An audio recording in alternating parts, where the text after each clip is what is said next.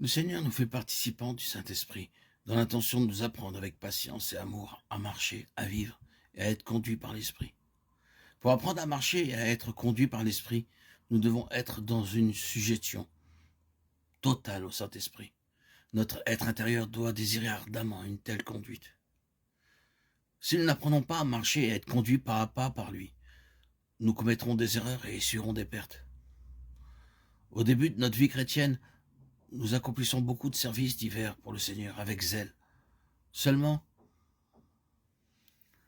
nous n'avons aucune certitude que ce que nous faisons procède de Dieu. Nous travaillons sans témoignage intérieur de la volonté de Dieu. Il s'ensuit beaucoup de peine et pas de fruits réels. Nous avons à apprendre sous la conduite du Saint-Esprit et sous son contrôle à nous enquérir de ses plans. Enquérez-vous près de moi, touchant les choses à venir. Ésaïe 45, 11. Invoque-moi, je te répondrai. Je te montrerai des choses grandes et cachées que tu ne connais pas. Jérémie 33, 3. La recherche de son plan, de sa volonté pour notre service, de même que pour notre vie de chaque jour, doit être une recherche patiente. Nous ne devons jamais nous engager sans que nous soyons absolument certains de son plan. Nous pouvons être amenés à prier des jours, des semaines, des mois, jusqu'à ce que les choses deviennent claires dans notre esprit. Tous les mouvements du Seigneur étaient souverainement conduits. Il allait là où le Père voulait. Christ était entièrement lié et assujetti à l'Esprit. Paul s'assurait avec ses collaborateurs du plan de Dieu avant de s'engager en quoi que ce soit. Notre sensibilité à percevoir et enregistrer la connaissance de chaque détail de son plan dépend, dans une très large mesure, de la réalité effective de notre entière dépendance et sujétion à l'Esprit.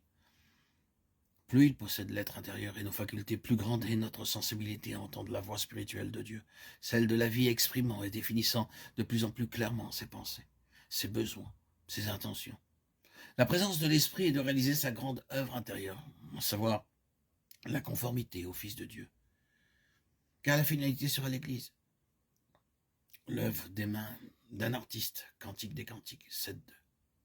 Or, c'est par lui que vous êtes en Jésus-Christ, qui par la volonté de Dieu a été fait pour nous sagesse, justice, sanctification et rédemption. 1 Corinthiens 1.30.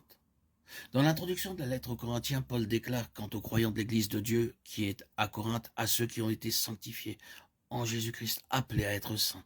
1 Corinthiens 1.2. Paul déclare que nous avons été sanctifiés, mais que nous sommes appelés à être saints. Tout croyant est donc déjà sanctifié en Jésus-Christ, mais il doit le devenir en expérience. C'est en vue de ce devenir que nous sommes par Dieu en Jésus-Christ. Il nous a plantés en lui. Christ, notre sanctification. La sainteté est la nature même de Dieu, et c'est en apprenant à demeurer en lui, instant après instant, que nous devenons graduellement ce qu'en lui nous sommes déjà. Nous devons permettre l'intervention constante de Dieu par l'Esprit pour détruire tout aspect de notre vie naturelle qui voudrait se manifester, afin que le développement de la nature sainte de Christ puisse se poursuivre jour après jour. Nous devons être un avec le Saint-Esprit dans le travail d'émondage.